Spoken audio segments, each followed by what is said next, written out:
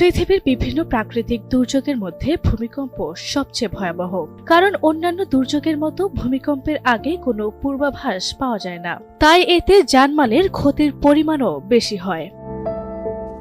Islamic দৃষ্টিতে ভূমিকম্প মানুষের জন্য আল্লাহর পক্ষ থেকে এক ধরনের সতর্কবার্তা। এটি আল্লাহ তাআলার শক্তিমত্তার প্রকাশ। অতীতে অনেক জাতির অবাধ্যতার কারণে ভূমিকম্পের ধস হয়েছে। কিয়ামতের দিনও ভয়াবহ ভূমিকম্পের মাধ্যমে সমগ্র মহাবিশ্ব ধ্বংস হয়ে যাবে, এই কথাও কুরআনে বর্ণিত রয়েছে। কুরআনে ভূমিকম্প বোঝাতে জিলজাল এবং ধাক্কা শব্দ ব্যবহার হয়েছে। জিলজাল মানে কিছু নড়াচড়া, ফলে আরেকটি বস্তু নড়ে ওঠা, এবং ধাক্কা অর্থ প্রচণ্ড আওয়াজ বা কম্পনে কাঁপা।